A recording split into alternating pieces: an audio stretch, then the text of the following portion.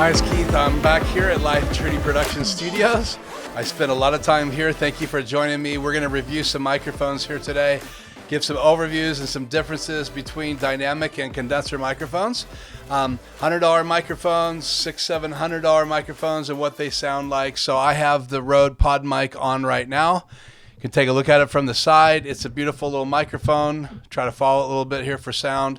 And it is a $100 microphone. You can get this from Rode. They came out with this microphone after they came out with the Rodecaster Pro, and they wanted to make podcasting solutions, and Rode has done an amazing, great job. I have a number of Rode tools here in my studio, including the Rodecaster Pro, and I'm going to be recording this audio as individual tracks on these microphones, so you can hear them without any effects, get the levels perfect, and you can do a side-by-side comparison without any EQs or anything like that, all recording into the Rodecaster Pro. Now I have this camera over here. This is raw video going from the Canon EOS R into the converter. It's the Blackmagic Design HDMI to SDI 6G converter. So I can record 4K raw video into my Hyperdeck, and we want to get that video shot here so you can get a comparison of that. And I'm feeding the audio directly into that converter. So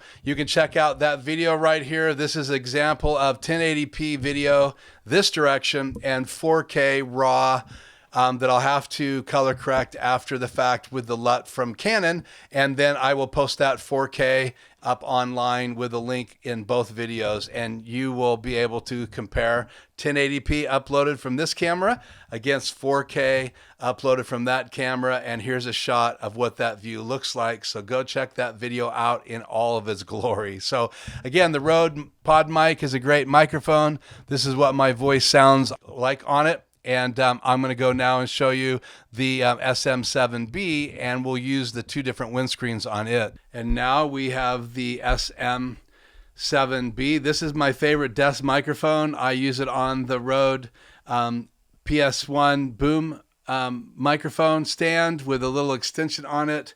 And it is a great sounding microphone. This is the regular windscreen. This is a radio microphone. You hear a lot on the radio, and a lot of people think it's very flat with kind of a low end, mid feeling, not a lot of nasal high end brightness. And I think that's why a lot of people like it for radio. It translates really good. So that's with this mic. You can watch it on TV, and you'll see a lot of radio stations that broadcast or live stream. You're going to see it with the other windscreen on. So let's try that. So this is with the bigger windscreen on. It's going to take a little bit more of the mids and highs out and give me even kind of a more low voice. It's also going to cut out the sibilants, the S's, and all of that popping and things like that, which is, wind sheared, all of that. And you can also roll off the low end, which I haven't.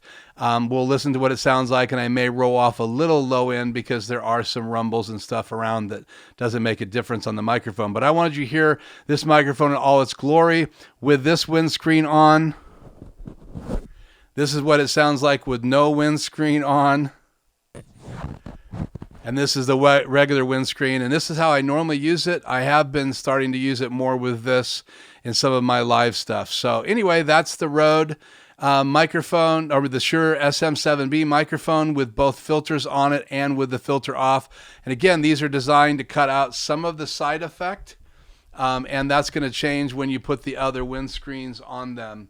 So just FYI to you, you want to be talking into these microphones, and you want to point them at you. And most times you're going to see this on a boom arm or on a desk.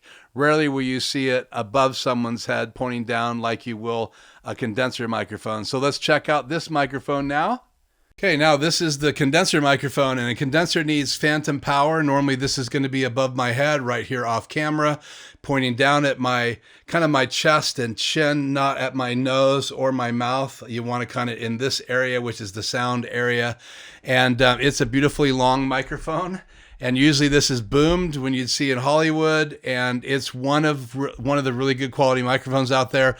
A lot of private video companies use these, and There are microphones that are probably more well known that are over $1,000, but this microphone is well under $1,000 and a great value. It is the Rode NTG3, and they have a newer version of it now that actually you can add power to batteries, I believe, so you can use it on the road. But it's a great microphone, but a condenser microphone does need phantom power, and that's going to be in your soundboard or your sound device, and you'll have to flip that on. And what that does is give this condenser microphone the ability to pick up those long distance sounds. So here's what it sounds when you talk to it from the side.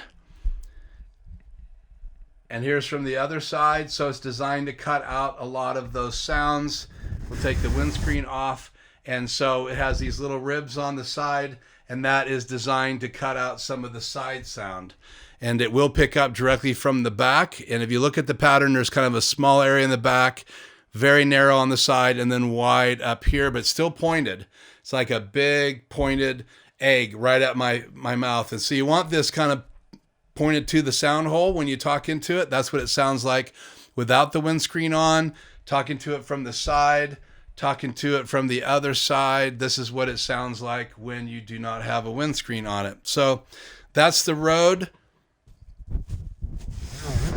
NTG3 shotgun microphone, again used for catching those sounds, catching dialogue without having to use lapel mic, so you don't get all of the other issues that you have with noise on the clothes. And then you can follow their face, so when they're turning to talk to someone, the boom operator is twisting the boom and following them.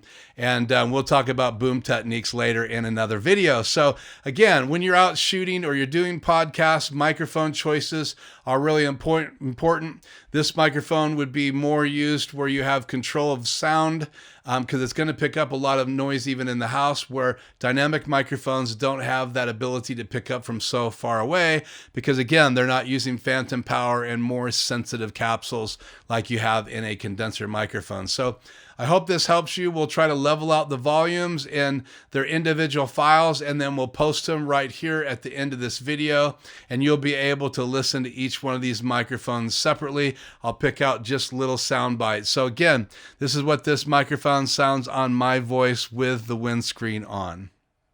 So that's it for this video. If you have any questions or comments, please let me know.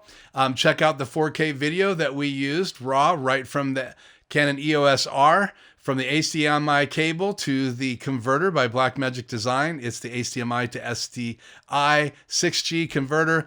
The only thing I have set right now in the Rodecaster Pro, for those of you that know the Rodecaster Pro, is this is set to condenser, this is set to dynamic, and this is set to the pod mic settings, because it was designed specifically to make sure that this is as flat as possible, sounding good on voice. That's it. I'm Keith Bennett. Thanks for tuning in to Life Journey Production Studios, and we will see you with the monkeys in the next video. So people ask me, what's with the monkeys? Well, I love these monkeys. They're a gift from my second oldest son, and if you want to see him and learn a little bit more about his passion, I have my video where we did the green screen tricks and high key photography.